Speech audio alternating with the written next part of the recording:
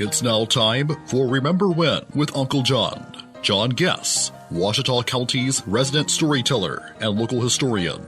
Sit back now and enjoy a walk down memory lane as John recalls the days of yesteryear in his own unique way. You never know, some of it might even be true. So here's Uncle John, along with his trusty sidekick, Kelly Blair. Back on Remember When with Uncle John. Well, we have reached the midweek point, Wednesday, and around here, these parts, that means it's a Wrasteling Wednesday for the Remember When with Uncle John show. What do you want to talk about here today, John? Well, you know, the big wrestling news is Vince is retired. The big stink, the big kahuna goes down, the big headline. Yep. 77 years old and finally retiring. Now, just a couple of weeks ago, in the midst of a scandal, which we'll let you look on Facebook or internet, Yahoo, Google, all that kind of stuff. We'll let you fill in the blanks on that. But he sort of kind of retired, but he was still going to maintain some control of creative or something like that. He resigned as president, all that kind of stuff. But now, after a little further reflection, he is retiring. The part I read this morning was over $12 million had been paid out in hush money. Wow. You know, I've been getting it stuck to me all my life, and nobody ever paid me no hush money. I hear you, no doubt. But yeah, it's going to be different. A lot of people, were perceiving it to be another angle, but I did read that it is no way an angle. It's real. He is completely getting away from the business. He's 77 years old. He's been running that company since 1982 and been working with him, for his dad years before that. So I guess that all this has kind of put him in the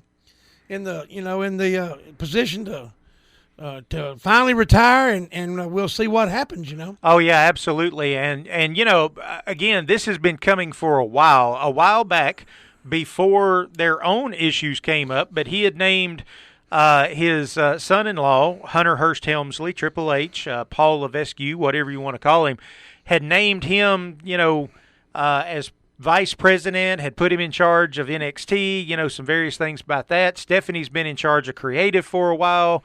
And, he sold the WWE Network, which I detest because it's not nearly as good on Peacock as it used to be when WWF itself was running it. But you can still access it and all that kind of stuff. They did eventually put everything back on there, so all my screams and cries and yells, went down considerably after that. But, again, you could kind of see this coming even before the big scandal hit. But now that the scandal's here, you can just tell, man, they're covering bases right and left. They're kicking dirt on as many holes as they can possibly get to in as short time as possible.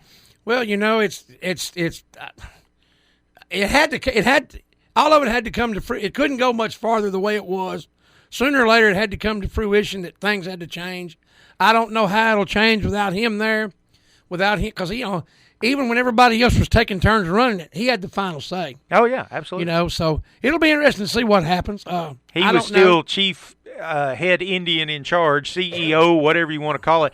Now, and as I understand, probably still owns most of the stock. Yeah. Even as resigning as their executive or president or whatever. But, it'll be hard for him to sit back and completely get away from it and say, no, I don't want to do that. But apparently that's what's going to happen. But, it's about 25 years too late as far as I'm concerned. It's just, it's just not the same as it used to be. Oh, yeah. And, Vince changed wrestling all those years ago.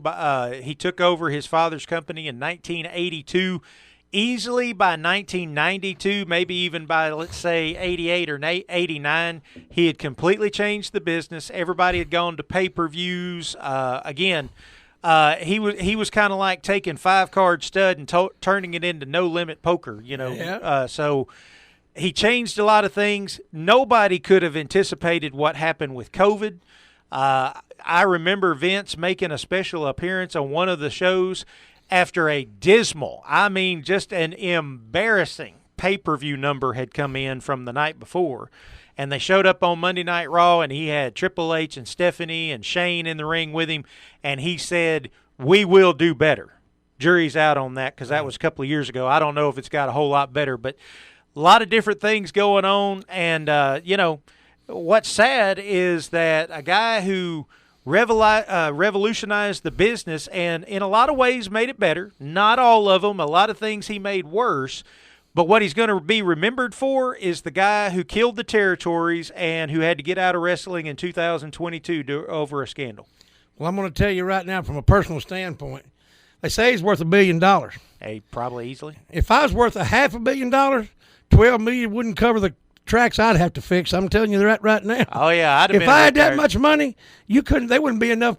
International paper couldn't produce enough paper to write the scandal zone I'd start. I understand that, and I'd have been retired a long time ago.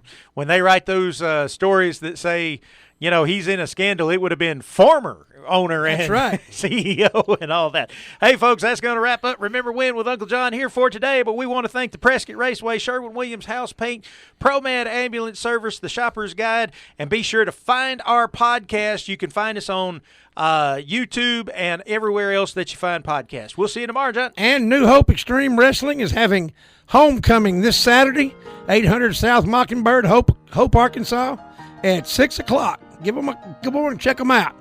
See you tomorrow, Kelly.